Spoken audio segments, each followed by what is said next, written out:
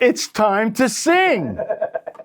All right, so I gotta admit, one of the things I'm upset about these days, very simply, is that the number one song in country music is an artificially intelligent, created entity, if you will. But I don't want to start there. I want to talk about AI. So we've talked a little bit about, in some of the videos about taking jobs, right? And you know, people are like, okay, well, it's going to take my fry cook's job. It's not going to affect me. It's going to take. I showed things years ago where drones could actually outdo a civil engineer, an entire team of civil engineers. And a crop duster, sure. Yeah. But, you know, engineers, that's kind of interesting. Yeah. All right. But people are like, all right, well, you know, maybe not my job. I'm creative. Now let's talk about, I think it's Xaina, Zaina, I don't know how you would say it, Zaina Monet. This is the AI singer on the Billboard charts. Her creator cannot even sing, but I assume has some kind of musical background. But what she's done is she's created this character, this Ms. Monet, and it has millions of dollars it's making. It's topping R&B charts. We're going to get to the country singer in a minute. We know that there's that AI actress out there, has been signed by, I think it's CAA, the famous kind of agents out there. We're bopping to, it's not created by humans. It's, you want to talk about, I mean, you could literally replace the entire entertainment industry. Well, and, you know, they get real excited about that. well, you know, all of a sudden, that's when it started to really hit the news. They're the cheerleaders, you know. They're the ones who have been out here telling us about how great everything is going to be. And actually, some of our music stars have actually dipped into politics occasionally. A movie star, nothing better than a movie star talking about politics when they never held office. But nonetheless, now all of a sudden, we're going to be able to have somebody artificial do it. In fact, actually, this is where the bridge between artificial reality and artificial intelligence starts to happen, because we now have an artificial star. Amazing. You know, but is it? I don't know. There's no back talk, no unions. I mean, certainly the ego is going to get lost, I would think, although maybe eventually it will develop one. It'll be interesting to see whether or not it can become as arrogant as a movie star could be. But here, now follow me here. I'm going to say something crazy. Okay. I'm going to go really nuts on this. Okay, please do. Who does this benefit besides the stalkers? Now, what do I mean by that? I don't know. What I mean by that is we've seen over the years these actors, actresses. It's been even David Letterman faced this. They end up with this person who becomes obsessed with them. Yes. Okay. And, you know, that is it's unsettling. There's no doubt about it. Imagine living through that. But now, AI, let's say there's an AI actress or an AI singer. I become, for whatever reason, obsessed with this. I can interact one-on-one with that. It can be set up so that, like literally, I can bring that person into my life, just like they're romantic. For 99 cents a minute. That's what I mean. You did. Well, Think about the money potential, the singing, the acting. Yeah. Your AI actor can be an AI singer pretty easily. And now I can have a one-on-one personal relationship. And isn't that what Instagram was about? I'm supposed to know these people. These are people that entertain me better. Who've often been called the royalty of the United States, because we don't have Princess Diana, but we had Kim Kardashian or something. But now, instead of just seeing what their life was like, I can literally, for $30 a month, my famous movie star can also be my best friend. And heck, let me download it in a robot, can be my romantic partner. Well, there you go. You know, it's funny because, you know, we've talked about the fact how most people are just sleeping through what's happening right now. And it was funny when you talked about the stalker, the first thing that came into my mind is like, well, if nothing else is going to keep him busy because he's never going to find him, you know? But the fact is, it's in the ether. And And like you say, if we do where, cash is king, we can create the star to fill all the blocks. The country singer is this, Yeah. tough-looking guy in a cowboy outfit. Yeah. I mean, you don't talk about stereotyping everything. Marlboro Man. In fact, I drove through Marlboro County. I said, look at that. Where's the Marlboro Man? If I was creating something, I would make it look a lot better. Like if I was creating and I was going to live digitally, Yes. it'd be quite handsome. Yes. It would not be me. So this look that you have spots, here. everything will be gone, right? No, my wife has a good name for them. They're called barnacles. But, and AI doesn't have barnacles. And actually, it kind of goes back to, we talked to retouching that was going on when Hugh Hefner first came out with The Perfect Woman. It's like, that doesn't exist. Well, it doesn't. And now with that progression, looked at how that changed from airbrush to now singer. And what kind of personality is Miss Monet going to have? Hard to say. Well, let me ask you this. Is this just innovation? Or is this some kind of end of art or the theft of art from humanity? Because here's what I'm going to say. So look, we know this. The first kind of singers that were recorded, if we go back when they started Edison and all, and we started recording things, they had to pretty much sing. Yeah. Now we know, if we go to the 80s, we know about Milli Vanilli and the lip syncers. Mm-hmm. So you just had to, this kind of, I remember this, like it always refers back to me from the show that no young people have seen anymore, the Brady Bunch. Mm-hmm. So Greg fit the outfit. He became Johnny Bravo, right? Mm-hmm. It's like, well, you fit the costume, right? So we had this, if you think about it. We know they've taken people. I remember, my the one I always remember is poor Eddie Murphy decided to be a singer, and they get in there with the synthesizers, and the guy behind the board can do magical thing. So is it really that much different that somebody just took it from 50% digital to 100% digital, or is it some kind of attack on artistic expression in and of itself? It eliminates the personality, is what it does. Because now, what is the personality of Miss Monet, if we will? I guess whatever it's programmed in. Well, exactly. And you could have an infinite number of personalities. Well, exactly. Right? That's where I was going with this, is the fact that imagine, it's not just a case of where, like, I could have my dream girl. She can sing to me, and she can sing to me in the key that I like. and probably the genre. And the genre. She's R&B here, but she doesn't necessarily have to She be. could personalize it and just say, hey, Ed, you are just too much. and this is a one more step in terms of the entertainment. I go back to my experience where I was with the chatbot, and you start to realize it wants to make you happy.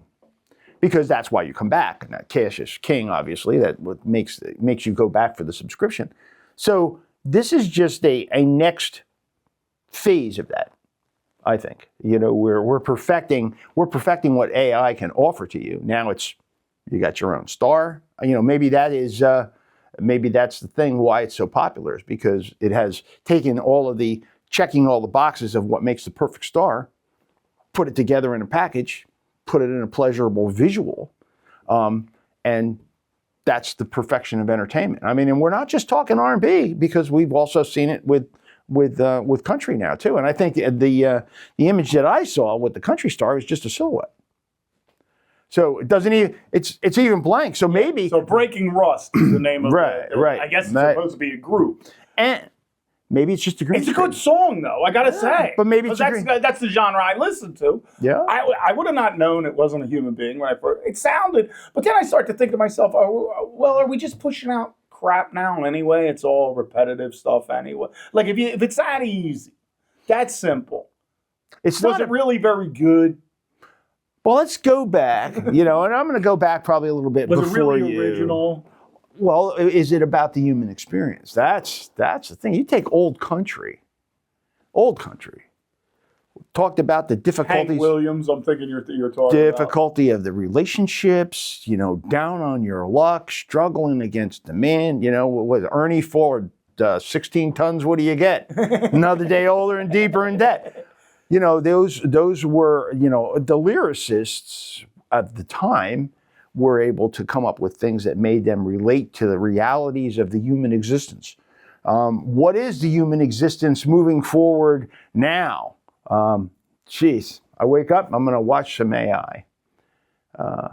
That's going to be the thing. Well, wait. Let's say there's an AI actor created, and you really like that actor, Yeah. right? And you want to see it. What stops you from just at some point in the not near future saying, you know what, replace Al Pacino in The Godfather with, and I'm interacting with this, and I can literally put it into all my favorite roles. Like, what says you can't make it act out the entire script of your favorite movie? So let's go back to prophetic Hollywood, if we will. Stepford Wives, Westworld. These are things from the 80s where, the gunslinger all of a sudden turns against you.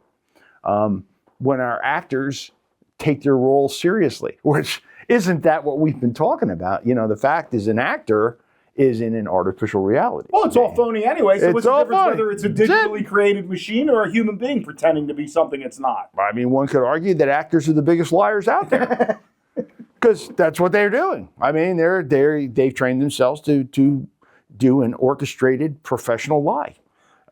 Before we move on, I just have this one image in my mind, though. Which one was that? Because this one has bothered me forever. We have a societal problem. We do. Right? No, not just with this. I mean, we find one. Okay. Congress meets. Yeah. They bring forward witnesses. Okay? Why is it on my TV I never see actual experts in science, whatever it is? I see someone whose expertise is in pretending to be something they're not testifying, and then it becomes important. So what are we going to do in the future? Put up our computer screen and have our AI go up and testify to Congress so they can all get giddy because they got to meet someone? Because I swear to God, half of those congressmen just sign on to dumb stuff for a handshake and an autograph and a photograph anyway. Wow. No, it's true. I mean, because what does an actor know about world peace? Hey, when it comes right down to it, we could go into stardom here. I mean, this is what is anybody's particular credentials, and what constitutes the ability for us to be able to have a discussion about something, which is our life experiences. And that kind of brings me back to where a lot of this is going. Is, what was the life experience of Miss Monet? Well, let me take it back, because you mentioned something. I think it's kind of an interesting question. You talked about how the creator can basically choose race, gender, age, appearance, weight. They can create the ideal, whatever the ideal they want to create is. Short hair, long hair, blonde, brunette, let me say this, and let's use the Monet example. That person, that creator, was able to break into the Billboard charts, but was also able to, for the first time, empower themselves, avoid the machine of the music industry, avoid any kind of, because we know that the creator is an African-American black woman that used it. She didn't have to face any of that discrimination, racism that might have been there in kind of getting this person there. She didn't have to deal with any of that. At the end of the day, she still created the concept, the idea, had the program in, or at least type in what this was going to. Isn't that the ultimate act of empowerment then for a marginalized group of people? You could be anybody. You could be at home on your computer, and you could be by the creator. You could decide that what I'm going to generate here for artistic purposes is going to be, so I could be a white male making black female R&B sing. That's right. And you wouldn't know. Correct. So it's an or vice versa. So it is empowering in some way, shape, or form, don't you think? And it can be a benefit, I guess, in that regard. Well, I think that you can take a specific demographic, if you will, that you feel is going to be most marketable, certainly, and especially when you're talking in specific genres, that heretofore wouldn't have even been possible. I mean, certainly if I decided I wanted to break into R&B, odds are I would not be able to do it. Well, the fact you can't sing, probably. Well, that That's true. That is true. But That's no longer a detriment, my artistic ability. yes, yeah. But I can be creative in a singer if I wanted to be. Well, a that's singer. true, and I can have a full bouffant, which at this point is out of the question. So there are certainly possibilities there. The sad part about it is that it actually all just comes back to the Madison Avenue component of all of this. All right, so that's what I'd say. At the end of the day, though, the creator of the R&B singer does have a risk still, even if they've broken through. How hard is it for the corporate entity to steal the whole idea and take it and just wipe out the individual at that point? Because listen, the corporate entity has much. I mean, you sit there in your basement, you can make one hell of a thing. Right. But imagine a team of 50 competing against them, working with AI. You would never be able to keep. Like, in other words, they just steal your idea. They can. I mean, there's nothing that stops any other person. So now you're going to compete against a giant corporate entity. Well, but I think that at least at this point, and we've discussed this earlier, is that there's nothing original coming out of AI. It's still a conglomerate of whatever information it's been able to heretofore gather, and then whatever more you would add to it. So, I mean, certainly the creator of Miss Monet deserves, kudos here in terms of having been able to harness and create something that was so I marketable. believe at this point she has more money than both of us put together. So that wouldn't be hard. Success. That wouldn't be hard. I could have a newer Ford pickup, but I think the thing that we have to recognize is that certainly there was an opportunity created by AI here for that person to be able to do this. And I concur with your thoughts, that, most of the things are artificial anyway when we looked at things being plugged in. And it may take us to a new step, but I think at the same time, your point was very well taken in that new entity is available to converse with you.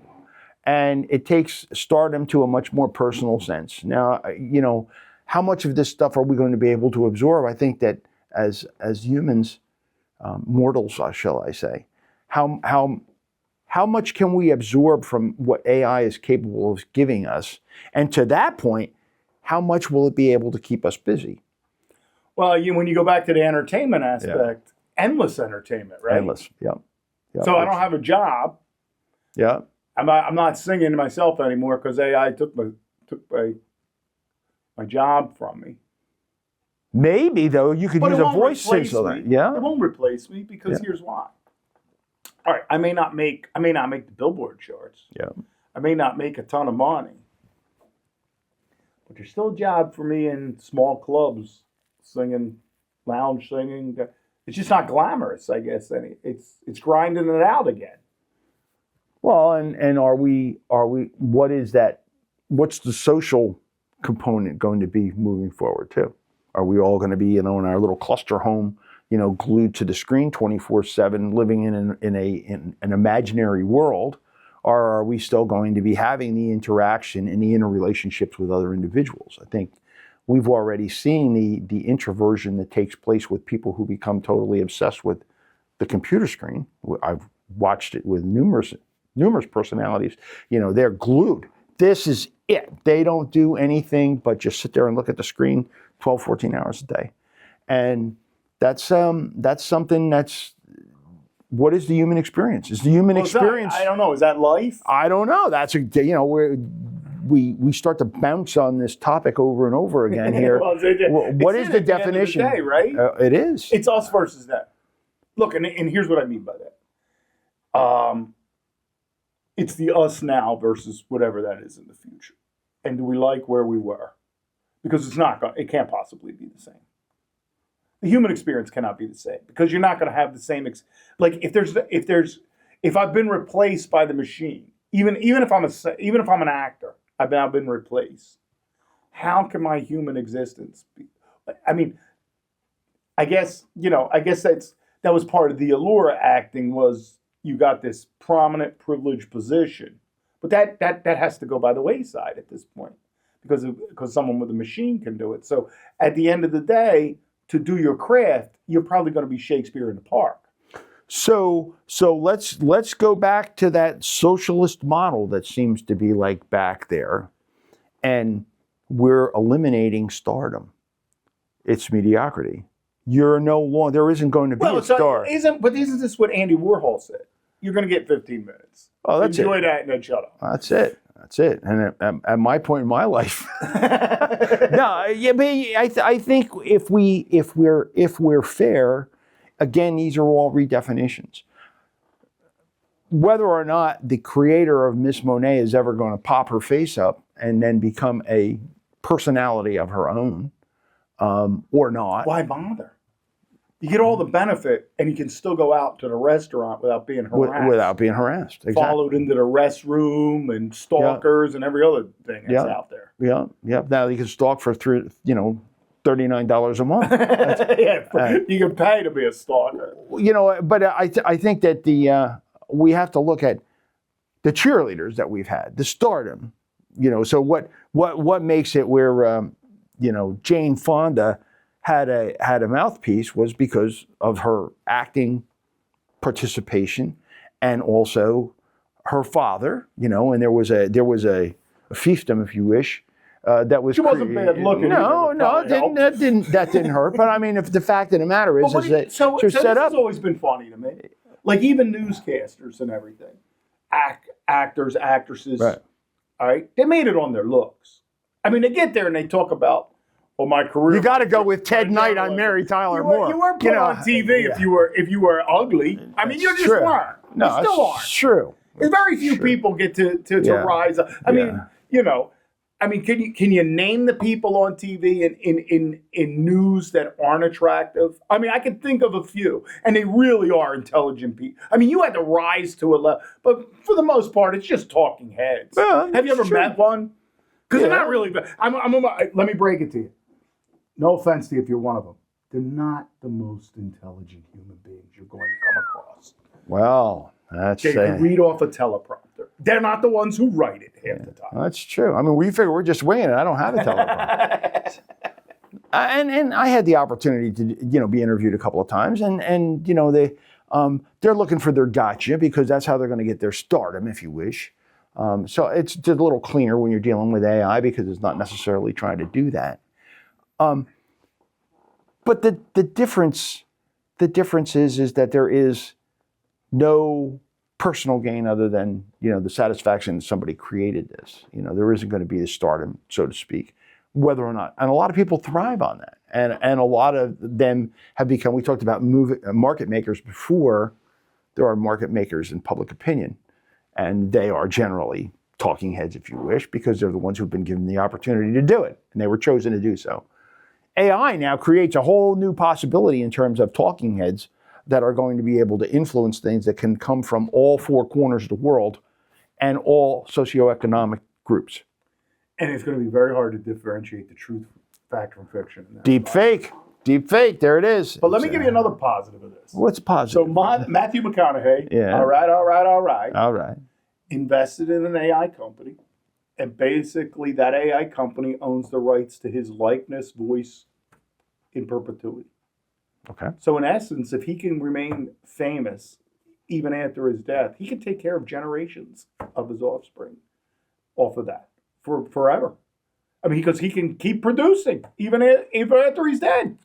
You could see him in movies, TV. I mean, like I said, you put him in your face. Wouldn't it be funny to see The Godfather go, all right.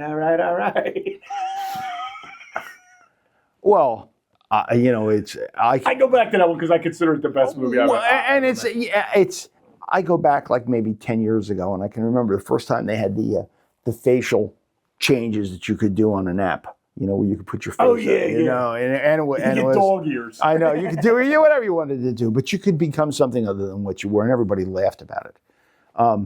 But the fact is that any of our images now that are gathered by any number of cameras that are everywhere, and with facial recognition that's there, and I guess I'm going to kind of like take and say, here's the risk.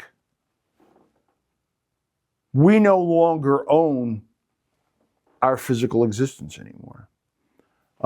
Yeah, we're all Carrie Fisher in the end. We sold it to George Lucas. You know, we are ultimately, our image can be taken and manipulated. I can have doggy ears. I can be put on top of a dog's body if you wish. They can have me do things that I would imagine to be unimaginable. And if the effort is there, if the resources are there, and somebody decides that they want to put you in a compromising position, it's possible. This is something that was Once again, you can't believe anything you see. Anything, exactly. And so then where's truth? Which is ultimately... Well, I can get into where was it in the first place. So let me do the philosophical thing. Go ahead. At some point, we do got to wrap this up. We do. Because I feel bad about the guy swinging the hammer who might lose everything. Oh, or the I know. young person who just went and spent... I don't know. The big time movie star just doesn't make me... I guess I got a bias. But this does bother me, the philosophical part of it. When I go back and think about art, right, and the concept of art, if you talk to philosophers who study this, they're often going to kind of, and people have different years, so please don't tell me how wrong I am, because I know I'm wrong here. But here's the general concept, and I'm so oversimplifying this. We can see often examples where art was prophetic in many ways. Mm-hmm. So let's go to Andy Warhol, whether you thought he was a great artist or you didn't. He was really prophetic in the prediction of the 15 minutes of fame, in the prediction, another guy, but he did it through an artistic kind of lens, which was, he was saying, hey, here's the future. It's not like the past. Everybody's going to get their time in the barrel, and then it's going to end. And everything's going to be this kind of mass communication. And his art kind of predicted that future. In many ways, the Impressionists predicted things coming. And so, I had a philosophy professor years ago say, art runs anywhere from 50 to 100 years ahead of society. Mm-hmm. Well, if we don't have art, it's manipulated, manufactured by the machines for pure entertainment. Now, I'm talking about art now. I'm not talking about your formula fictions and your formulaic TV and your sitcoms. Not that Seinfeld didn't change a lot of the ways people thought about the world. I mean, it can happen, but that's the art part of it, where it has that impact on society. Is it the creator? Or if as AI matures and becomes smarter, what is it that we're seeing? I mean, because to me, art is important for the sake of that predictability, or that way to see into where humanity is headed. And it can be used as a very useful tool to me, from a philosophical standpoint, not from an expressionist standpoint. Well, if that goes, what does the artist do? The mediocrity, first of all, that's going to happen when that goes, because AI is not capable of that creativity. So we are going to freeze to a degree, because it's just going to be a regurgitation of everything from the past. At least AI at this point doesn't have the ability to have an original thought. But I think it's the manipulation and the promotion which becomes the other part of it. And this is where AI is going to be extremely proficient. Is that... So you're like along with Vince Gilligan, who's like, this is just the ultimate form of plagiarism and put everybody on a diet of crap. Well, and that's his quote. If you're going to put the human race on a diet of crap. Have you watched TV lately? And actually, when it comes right down to it, Taylor Sheridan. All right. so we have been dumbed down from a lot of ways, and if AI is programmed to ensure that we become more and more docile, what's the way to do that? And that's going to be through the manipulation of the type of entertainment that we receive. And again, that's where the nefarious parts of it start to pop up, because who's behind the curtain? The Wizard of Oz is back there pulling the levers. Who is that? Is it ultimately a human architect that's behind? Is it a spiritual architect that's behind? Is it the machine itself that's behind? That's going to be determining what that perfect mix of entertainment is going to be most appropriate for the utopia it wants to create. Well, maybe that's what we got to do. We got to say it's entertainment, because art, philosophy, that's all about the meaning of life. That's true. And machines aren't alive. so those areas, assuming they'll still be promoted, and here we're coming back to the books again. Are there books anymore? Are we talking about now 1984 has come to such fruition that everything is edited, and it's edited in an instant, and it's done with no witness? How are you going to read a book? I don't know. I mean, seriously, if you're a young person and you've avoided them, and you've had AI summarize the books for you, which can, Cliff Notes. Well, we used to have to buy them. Now you can get them instantly Yeah. and for free. Yeah. I guess that's democratization. And there's nobody expressing the meaning out there anymore. Well, There's nobody going to write a book, and the because nobody's notes, going to read it. and the notes are the editorialized version By a machine, by a machine as to what which it thinks doesn't is important. understand the human condition. So, exactly. So it again, as we come back and we start to come to our closing point on another section here, is the human experience is being redefined, and when it is redefined for our children in the future, is that what we wanted our legacy to be? I mean, that's the greatest question, right? Look, studying the meaning of life is hard because you're never going to find it. Yeah. It's going to make you unhappy. It has to. Because life isn't a perpetual version of happiness, which I think is what people seem to want now, which is why quickly turning everything over to these machines without these deep questions, because it's like, that sucks. Sitting there thinking about all the bad things that can... So just give me the good. Yeah, Put me in that 24-hour bubble. euphoria. That's pretty much what's projected as what it's going to be. But I think that there's a flip side to this that we'll undoubtedly hit in this future segment. Let's talk about that later. All right.